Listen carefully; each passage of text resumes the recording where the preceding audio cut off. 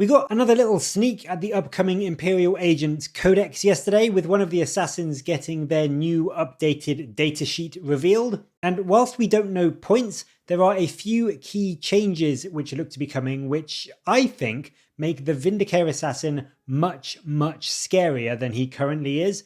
And I think if he sticks around the same points, or maybe gets a slight 10 or 20 point increase, he could be an incredibly good option to add some long-ranged anti-character firepower to your army. So as you can see on your screen now, we have the old profile and the newer one below. And the old profile at 80 points gets you a toughness 4, 4-wound sniper with a 4-up in run and a solid 7-inch move.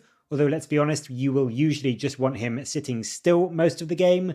And then he's got the great rules of infiltrators, stealth, and lone operative to keep him safe from pretty much all but the most dedicated of enemies and units, as they will need to get very close to him to even be able to target him. And then if they can, that -1 to be hit from stealth from enemy shooting on top of his 4-up in run does add some extra layers of protection as well. But whilst all of those stats and those core rules remain the same in the new datasheet, there are some big changes, especially to his weapons and his other abilities. The Exodus pistol is still 3 shots that hit on 2s to fend off any close range enemies that are lining up for a charge on you, but it has got a bit better. It is now strength 6 instead of strength 5, which does make it that little bit better into tougher elite units like Terminators and the like.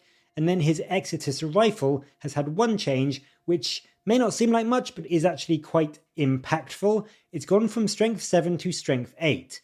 And what that means is that it is much better at going into a very popular target in the game, which is those toughness 4 things like Marines and Marine characters and any other army that has a toughness 4 unit, which to be honest is quite a lot of them. It is still the same 2s to hit, -3 AP and D3 +3 damage with devastating wounds, precision, heavy, and ignores cover, but the fact that it now wounds toughness 4 on 2s rather than 3s is genuinely a big change into how effective it can be into things like Marine characters. So this is a really welcome change. And I would say if that was the only difference, my opinion would be that he is definitely better, but it's hardly a monumental whopping overhaul.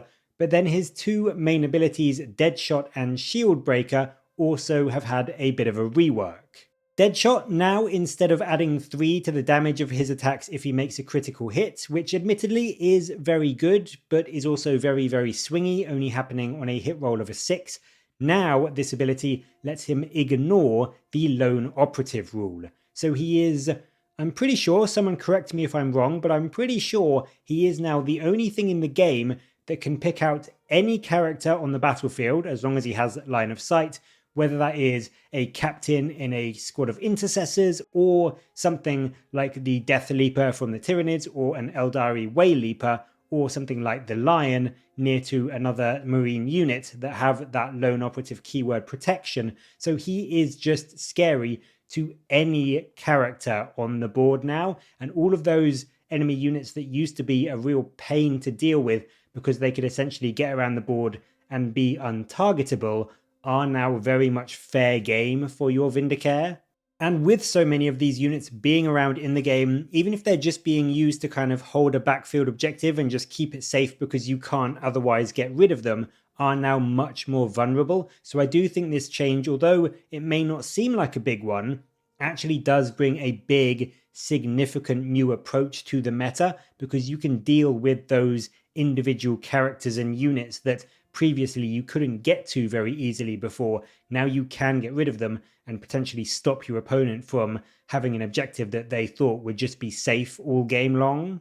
The other change is to the shield breaker round. It's still once per battle, but now instead of the current version, which just means that no saves can be made against that Exodus rifle shot when you use the ability, it now makes any successful wound a critical wound, so it causes the devastating wound mortals from the rifle's keyword.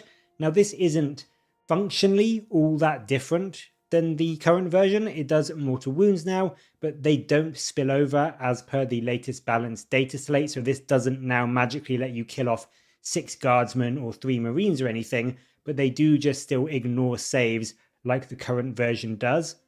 But there is now also an addition to this rule in that the shield breaker round, when you use it, it also gets +1 to wound. So now, instead of hitting on 2s and potentially wounding on 3s against a toughness 5 plus character, you will now be hitting and wounding on 2s and then still ignoring their saves. So this is really quite terrifying.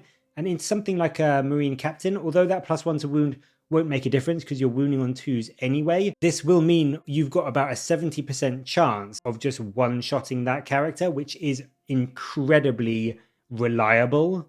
The fact that it's now strength 8 and then gets that +1 to wound makes it really good into things that are toughness 7 or toughness 8 characters, which may not be a huge amount, but a good example is something like the Custodes Shield Captain in Alarus Terminator armor. The Exitus rifle using the shield breaker at the moment hits on 2s but then wounds on 4s, which means your chance of getting that wound through is about 41%, whereas like the Marine Captain, you are now going to be on 2s and 2s because it is strength 8 and +1 to wound, so you're going to be going to 3s and then down to 2s with the +1 to wound. So again, you get that nearly 70% chance of getting a wound through.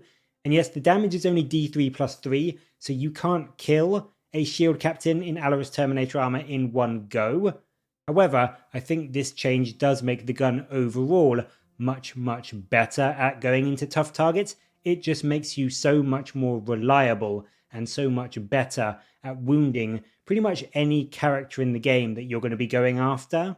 The overall consensus for me is that whilst his maximum output may be less thanks to losing the possible D3 +6 damage from his Deadshot rule, he is now just much more of a threat to slightly squishier characters and anything that was relying on lone operative to keep them safe. The battlefields, I think, are about to become a lot scarier for your old HQs that you used to see running around feeling secure in this untargetable bubble, and it also makes him a bit better against those tougher HQs because not only are you strength 8 now, but also that +1 to wound makes it much more likely you will be wounding on 2s rather than 3s or even 4s. So I think, as I said at the beginning, if he stays a similar points cost, I really do think he is going to be worth bringing, and taking him in any other Imperium army could give you a really solid unit to sit on your backfield. Again, be really safe himself because he does have that lone operative keyword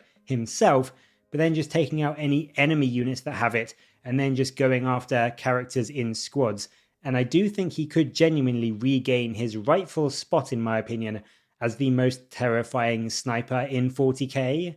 But as always, what do you make of the Vindicare? Do you like his new rules, or do you think he has got worse overall? Let me know your thoughts down in the comments below, and as always, thank you very much for watching. Please do like and subscribe for more Warhammer content from me, and until next time, I'll catch you later, guys.